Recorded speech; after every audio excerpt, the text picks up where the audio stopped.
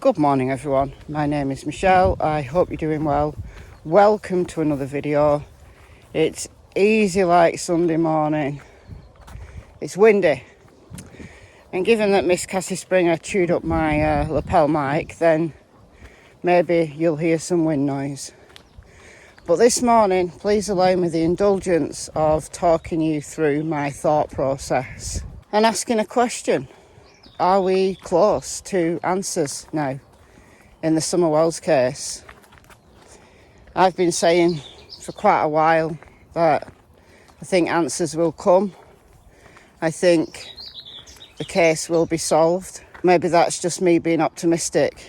But no, I do feel that we're getting closer to answers. So I've never covered a case in such depth, breadth, and for the length of time that I've covered Summer's case. People think that my channel is a Summer Wells channel, and it isn't. I cover a lot of other cases. This channel, but also over on my other channel, Michelle Walks. I said early on in Summer's case that I'll see this case all the way through to the end. And I will keep that promise.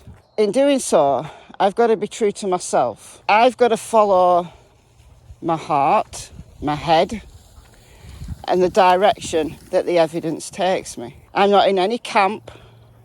I don't have any friends in the true crime community. I work alone. I don't have a research team. I've never collaborated with anyone in relation to true crime. And I like to work alone. But that doesn't mean to say that I don't listen to other creators. Of course I do. I've been accused of ripping off other people's work, that I don't do my own work. I've been accused of all of that, and that's nonsense. I listen to a lot of creators on either side of the fence. You know, those that believe that the answers lie with Don, Candice and Grandma, one or all of them. And then you've got the other camp who are accused of being Wells sympathisers. I listen across the board. I take information from other channels, of course I do. But I don't present it to anyone on this channel without doing my own research on it. There's so many things in relation to this case that I've researched, gone down rabbit holes that you never see on this channel, because the research didn't bear fruit in my mind. I've got to stay true to what the evidence tells me. We've got very few facts in this case. The vast majority of what we have is hearsay, and hearsay alone. But that doesn't mean to say that we're not getting closer to answers. Whether law enforcement are close to answers, they're building a case against a person or persons, we can only speculate. We can only hear what law enforcement tells us. The last update we had from law enforcement was on the 1 year marker of Summer's disappearance on June 15th, where TBI did a press conference and updated the TBI newsroom. They've continually said that Summer was last seen outside of her home in the 100 block of Ben Hill Road in the Beech Creek community of Hawkins County. A family member reported her missing shortly before 6:30. We've known that since the 16th of June. What we've also heard from the first few days onwards is that this case is outside of the norm. And Leslie Earhart from the TBI made that statement again on June 15th, 2022. We've said from the beginning that this case is outside the norm. There are few clues as to what happened to Summer, despite investigators doing everything within their power to find answers. All possibilities are still being explored. The case is outside of the norm. If law enforcement have followed hundreds, thousands of tips, have done all the work they can, and we're still here a year later, it does make you feel despondent and discouraged. And some people have moved away from this case and said, you know, I'm done. I can't do this anymore. That's creators and what viewers, both. But I've said I will take this case to the end. That's a promise I made to Summer and I made to my viewers very early on in this case. And I will stand by that. Until May the 9th or thereabouts, I supported Jodisue. Watched a lot of her videos. I disregarded some of the problematic things she said. I made excuses for her. I had arguments with people in my Facebook group. I continually said, Jodisue is a witness. Jodisue has given us a timeline that in my mind makes sense. But May the 9th, I can pinpoint the date because it's my first video that I made about Jodisue's family, that wasn't assuming that Jodisue is just a witness, but considering the possibility that her and members of her family are firmly suspects. That video lost me subscribers. It gave a lot of pushback in the comments. I had a lot of negative comments on that video, way more than I've ever got on any other video on this channel, whether it's the Summer Wells case or any other case. Get the occasional troll, but that's it. My comment section is usually supportive, giving ideas, giving, you know, your own theory. I get a lot of comments. I can't reply to them all. Replied to a few. People were saying, you know, Jodisue's slagging you off again. And I said, I don't care. I don't care. But from May the 9th onwards, I have talked about Jodisue. The things that Jodisue has said, the reasons why. I've let's go down the little staircase. I'll resume shortly. Oh, it's even windier on this side of the fields. That's no good, is it? That was nearly a blooper for channel members. Nearly, not quite. But in making lots of videos now with Jodisue in the title, considering Jodisue as a suspect, not just as a witness, has lost me viewers. That is until 2 days ago, when Jodisue made a statement that cannot, absolutely cannot be ignored. This is not the whole thing. This is kind of the cleanest part, because she talks about one of the Wells boys, one of Summer's brothers. I'm not going to repeat that on this channel. Y'all go over there and ask why exactly it is he was selling drugs to the children at 110. Why he was potentially causing little girls over there to be sedated and to be touched with the shit he was selling them over there. Go ask. Because I have fucking questions.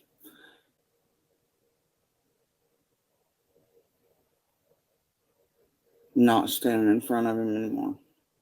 And I found about a few days before all the shit went down. I'm not kidding, dude.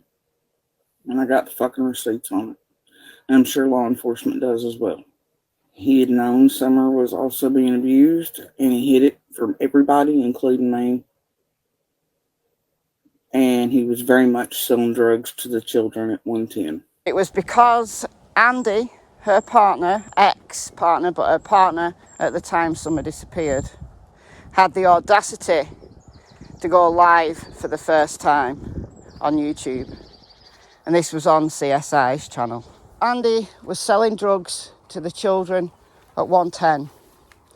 He was selling drugs that would then potentially allow girls, in the plural, to be sedated and touched. Those were her words. And she said, I'm not standing in front of him anymore. So that means she's been protecting him. What else could that possibly mean? For the last 2 days, sort of yesterday, day before, Tiffany Marie has been live. Really long lives. I haven't watched Tiffany Marie since May the 9th, when I started to have real doubts about Jodisue, because Tiffany has been a supporter of Jodisue, and I'm sorry I couldn't watch her. She's been going through the statements that Jodisue has made. She's starting to kind of have those bombshell moments that I had back in May. Looking at Jodisue in a whole new light. I can only speak for me, I can't speak for Tiffany Marie or any other person, but for me, I felt let down. I know it's irrational, but I felt let down. Kind of like I felt a bit stupid, and that I'd been blinkered, that I'd been talking about the genealogy, the families, the property disputes, all of that I've been talking about since August last year. But yet I've been giving Jodisue a free pass. I've been ignoring the things that Jodisue said about Jackie Dobbs, about the property. This was before Summer disappeared. I gave her a free pass. But once your eyes are opened, you can't close them again. Because the things she said consistently, I mean, I know she sits for hours and hours and hours on lives now.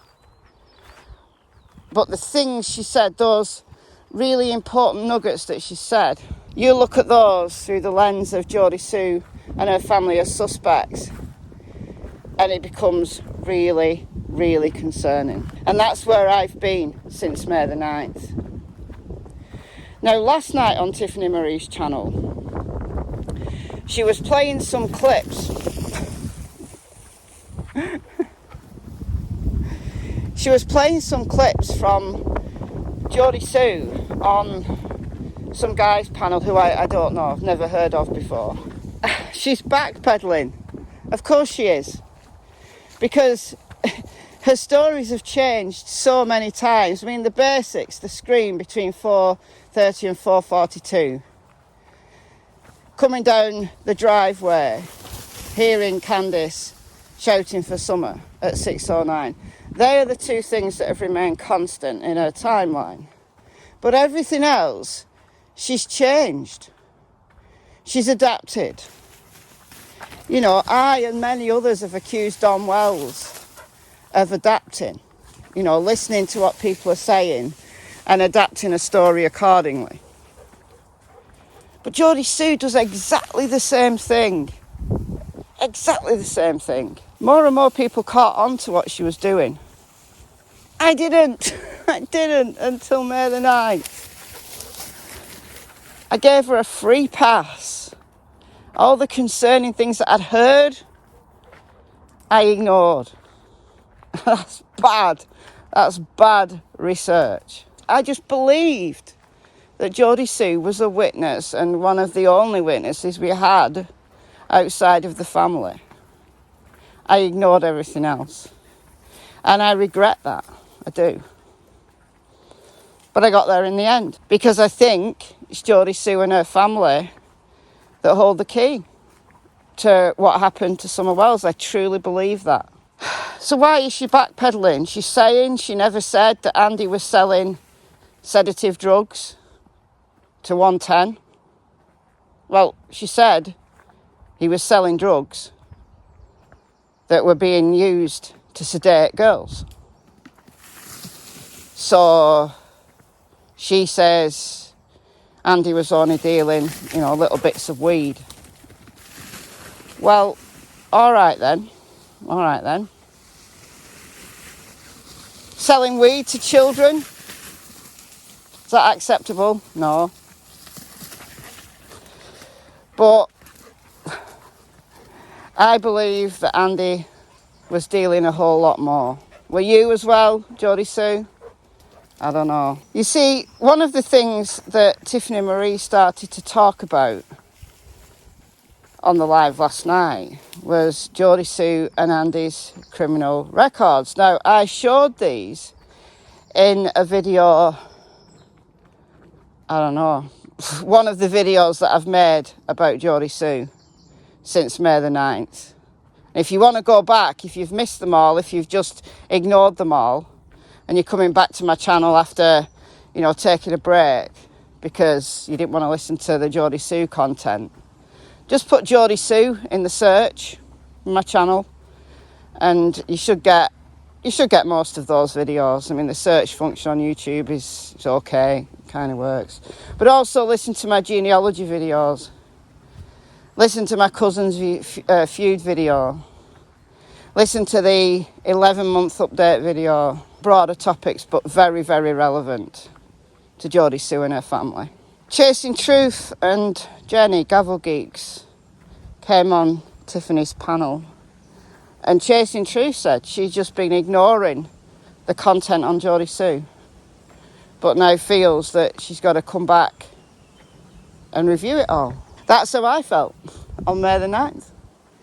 That I'd ignored a whole lot, I'd missed a whole lot, and I had to go back and then think, oh my God. And I'd heard a lot of what I listened to, but I was listening to it through a different lens, and that's the key to understanding this, is look at it critically. Not with any sympathy of Jodisue allegedly being a DV victim or a cancer survivor. Now, she does have cancer, and I've no reason not to believe that she was living in a toxic relationship. Was that relationship as violent as she's portrayed? I don't know. Take everything out and just look at her words, and you reach a revelation. I certainly did anyway. It was like, oh my gosh, this has been under my nose the whole time. You see, the criminal records of Andy Jodisue in relation to Schedule 2 drugs, which I talked about on a video, I showed these screenshots that I'm putting on screen now. And I'm glad that Tiffany, Chasing Truth and Gavel Geeks reviewed them. Because even though this is a few years ago, it's interesting that Jodisue's charges were dismissed.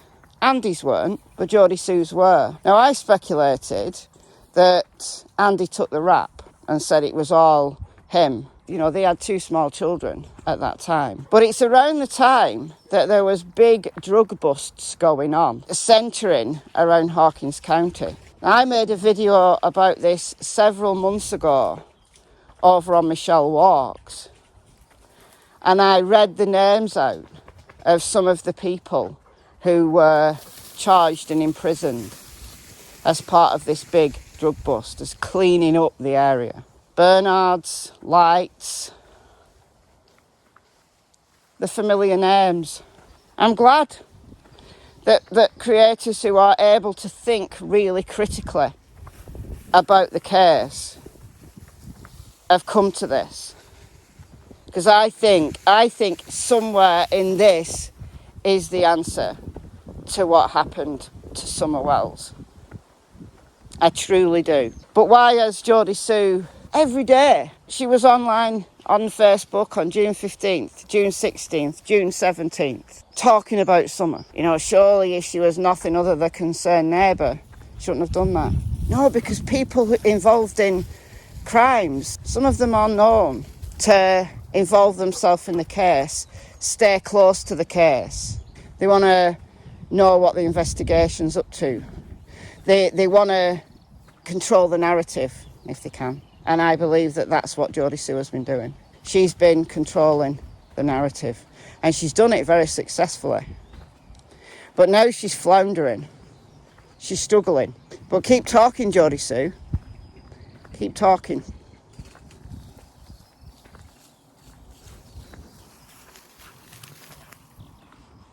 Tiffany Marie was sent a clip, and I've heard this clip before, a long time ago. I don't know which one of Jodisue's many, many hours of content this comes in, but I'll play this from Tiffany's live. Listen to this. Found a baby shoe in the fucking car and it was so it tells me it wasn't wrong about two kids being on the fucking Baltimore either, possibly fucking his. So there's another kid walking to be fucking abused or killed by another motherfucking abuser. Another kid to be killed. Oh my God. Another kid to be abused and killed. To be abused or killed. This was after discovering that coleslaw, you know, the woman, the side dish that Andy left Jodisue for, has a child. Another kid to be abused or killed. Well, Jodisue and Andy have brought up two children. One is an adult. He was either creeper in the woods. He was an adult at the time Summer disappeared. The other child is a teenager. She's a minor. Keep her out of it. So how did Andy behave towards his own children? Well, according to Jodisue, he abused them, as did Andy's parents. The birth bringers, you're all fucking alike. They abused you, and you found the fucking audacity instead of the balls to stand up and do better. Instead, like I've told you for years you could have done, you chose this. You chose this. This is what you chose for yourself, instead of doing better, building better. Man, that ain't on me. Any day of those 26 years, you could have chosen to wake up and be a better human being than what you were brought here by. And for everybody to call me a goddamn liar when this shit's in court records, they abused him too. And that they've abused my fucking kids, or that they have fucking lied in court, or tried to fucking kill me in front of a goddamn court after getting caught. Fuck anybody who says otherwise. But she stayed in this relationship. She didn't leave. And yeah, lots of victims stay, even if them and their children are being dreadfully abused, because they're scared. There's lots of reasons why people don't leave violent relationships. But I say again, was this as violent as Jodisue has told us? I don't know. I can't answer that. You know, another kid to be abused or killed. Well, we know that Andy hasn't killed either of his children. So was Jodisue talking about Andy's own kids? Or was she talking about Summer? Because the context of Jodisue talking about this at all was Summer. So her saying that Andy told their daughter he'd seen Summer's dead body in graphic detail, she said that was just to terrorise his daughter. But was he telling the truth? Yes, he was telling her to terrorise her, but was he telling the truth? You see, once you start looking at Jodisue and her family from the lens of suspects, lots of things that have been said over the last year by different people, they get called into question. You look at them with a different light. Fred Hill, Andy's cousin. Andy was seen on Ben Hill Road between 3 and 3:30. Jodisue admits Andy wasn't on camera at work all day, as she originally said. You know, she's not standing in front of him anymore. You know, if Jodisue knew all this and had held it in for a whole year, why has she been on YouTube laughing, saying that she's making stuff up so people will make videos? Is that what she's going to say now? Is she going to say all this was just a joke? Still want all the information from you, about Summer and the cases are, but not to help Summer, but to help yourselves do something specifically to Ellie, and otherwise Chris will just, I'm gonna give you some public fucking note cards. Or you can understand the fucking videos.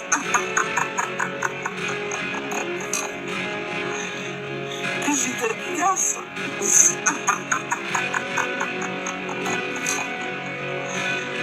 Cause you didn't guess it. Cause you found out shit. Cause I'm like, oh no!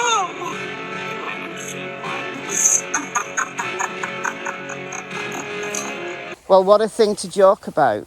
If you've made all this up for your own entertainment, or because you're angry with Andy, you're one sick puppy. But there's the possibility that there's truth in this.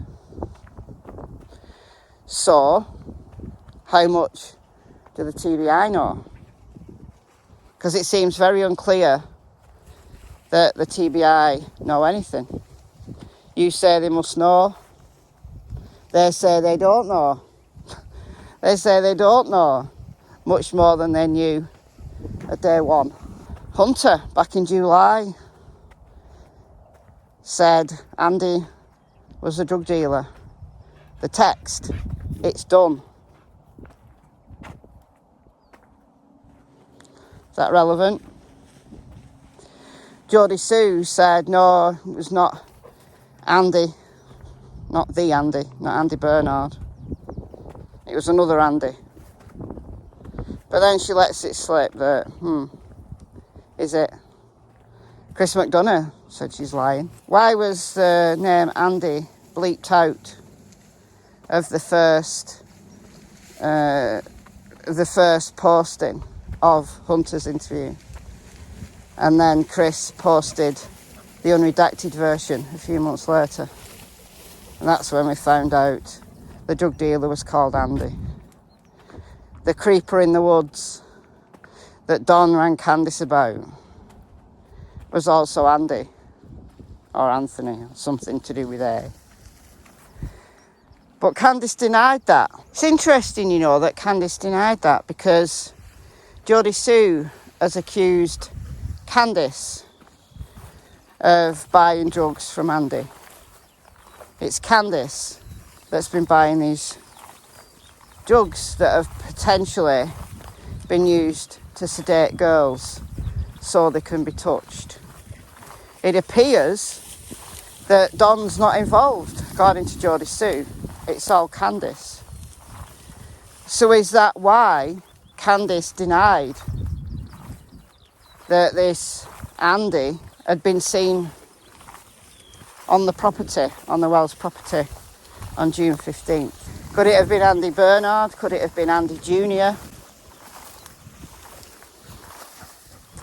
Jodisue reacted like you would not believe on May the 9th when I speculated that the creeper in the woods could be Andy Jr., her son. Leave her children out of this, the comments said. No, because he's an adult. I don't accuse minors of anything. Leave that to law enforcement. If minors have got some kind of influence in the case, leave that to law enforcement. Jodisue and Andy Bernard's son was an adult. He was an adult. When Summer disappeared, he was 19. If there's any speculation that it's him, I'm going to talk about it. So Andy, was it Andy Bernard creeping around in the woods? Was it Andy Jr. creeping around in the woods? Is Andy Jr. the runner for these drugs? You see, how does Andy Bernard know, just as a drug dealer, how does Andy Bernard know what these drugs are being used for? Unless he's involved, or he knows someone who's involved. Because she's not said who it is who's touching these kids. So, is it multiple people? Is Andy Bernard one of them? Is Andy Jr. one of them? Did the Wells boys know about it? Told their dad? Did Andy, whichever one, turn up on June 15th with some drugs? And thought, oh, they're not in. I'll come back later. Is that why Andy was seen between 3 and 3:30 on Ben Hill Road? Is it Candice and Andy Bernard that are responsible for Summer's disappearance? I don't know. As one question remains. Where is Summer Wells? Jodisue? Where's Summer Wells? Andy, where's Summer Wells? What happened to her? Who's responsible? Let me know what you think in the comments below. I've been Michelle. Hope you're well. See you in the next video. Thank you for allowing me to ramble and discuss my thoughts this Sunday morning. Thank you for seeing it through to the end, putting up with the wind noise. I'll speak to you very soon. Goodbye from Miss Tillington, who's walking very nicely by the side of me, and Miss Cassie Springer, who's too interested sniffing to say goodbye. Bye guys.